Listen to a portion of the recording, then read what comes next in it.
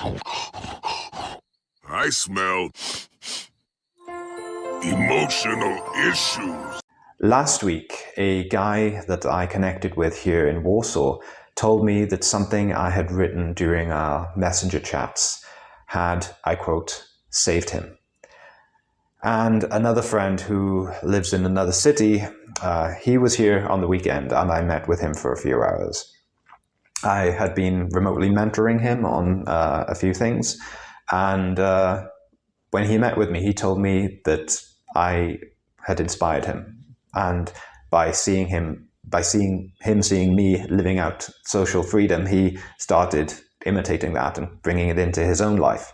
So I'm convinced that I have a useful message for those who need it and who are willing to listen. There's a trend for women to say that they want a man who is in touch with his emotions and one who opens up, but not many really define what that looks like. And in my observations, women are not any more self-aware than men are. Both genders express points of view that they would like to have without really being in touch with what they really want and what they're really capable of handling. For most people, our conscious minds are like Instagram profiles. We highlight the positives in our conscious mind, and we don't spend much time on areas that might really challenge us and our own self-image. By default, we tend to avoid pain, even on the level of thought. So people, including women, generally don't know what they want.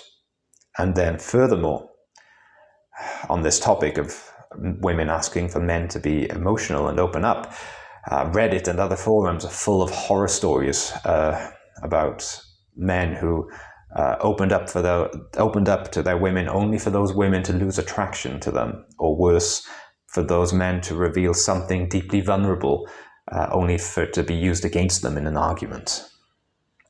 And I think the worst stories I've read, one of them was a woman talking about her boyfriend who cried in front of her when he revealed that he had been sexually abused as a child. And because that revelation and that state of pain and trauma that she saw him in was incompatible with this image that she had of him as this big, strong, indestructible man, she no longer found him attractive. And another story of a man who told his girlfriend that he was given up for adoption as a baby, only for that girl to get angry with him in an argument, shout at him, "This is why your parents didn't love you."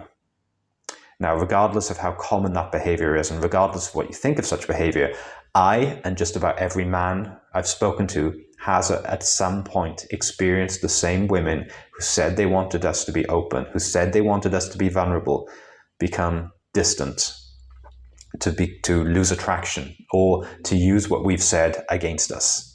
So us men are naturally cautious about this.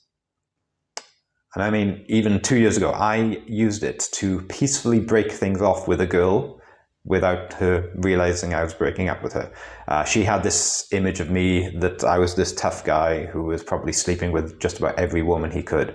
And I felt like, okay, this girl is not relationship material, and she's also quite emotionally unstable. That's the main reason why.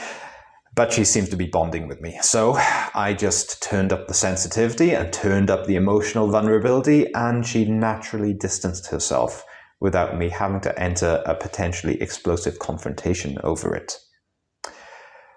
On the other extreme, I've heard women say things like, "I want to be the emotional one in the relationship," as if women had a monopoly on emotion and men are just these senseless robots. I've experienced decades of emotional repression myself, because as a child, life would be so much harder for me if I expressed sadness or anger. Those things were punished. So my mind stopped those feelings from entering my conscious awareness. Everything was kept below the surface. I could be filled with rage, and my body could be full of adrenaline, and my muscles were twitching, but my mind would tell me, yep, everything is fine. But it wasn't. I was near to lashing out or breaking down, but without knowing it. And if that girl who says she wants to be the only one with emotions in a relationship, if she finds what she thinks she's looking for, I think I would be highly suspicious that such a man would be the type to bottle everything up and then later eventually hurt himself or others when things got too much. But on this topic, I think it's important to define what I don't mean.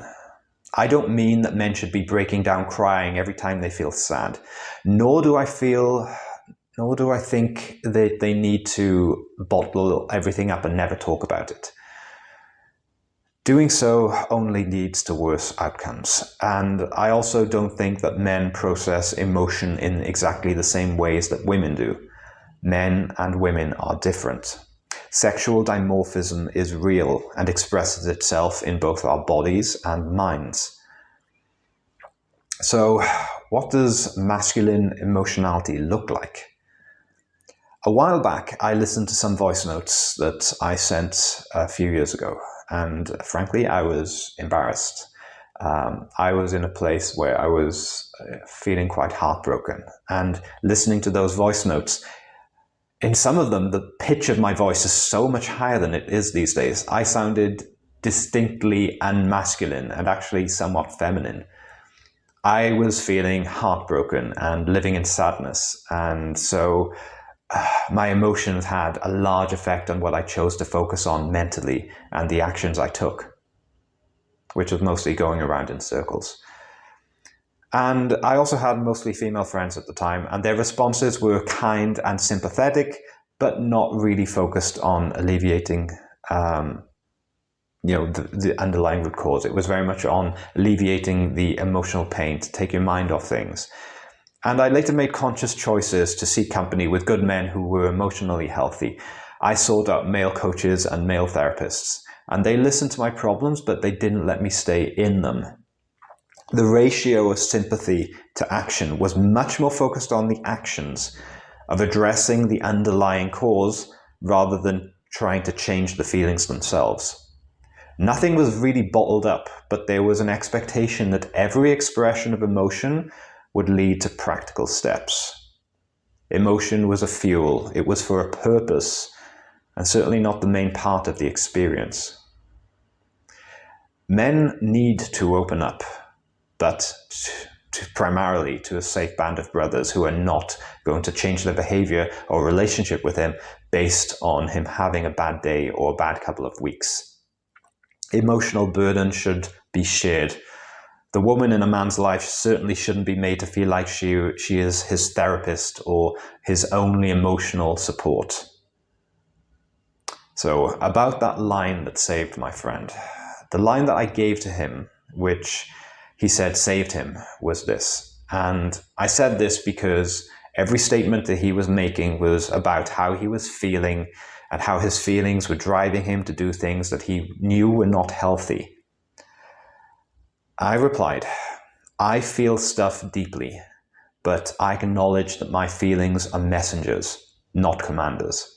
It doesn't matter if I feel confident or doubtful. I simply do that which I previously rationally decided to do. And this is a simple approach, but it requires simplifying the inconsistencies inside ourselves. Now, I couldn't be like this unless I was someone who continues to practice the discipline of putting my long-term good over my short-term desires. And I couldn't do it if I had not repeatedly faced my fears and doubts and insecurities. So it requires hard work over a long period of time, and it requires hard work to maintain. But it enables me to carry a level of peace and presence higher than I've ever had in my life. You know, one of the nicest things a woman ever told me when I had met her for a date, that she was having this really hectic and chaotic day with her mind full of various things, and then I hugged her, and she felt perfectly at peace. And I think this is a gift that a developed masculine emotionality and presence can give. Being able to meet someone where they are and understand them, and to see their chaos but not be moved by it, but instead to bring them peace. So what do men need from women? I believe men and women are complements to one another. So the first thing I think men need from women is that women know themselves, to not ask for what they cannot handle.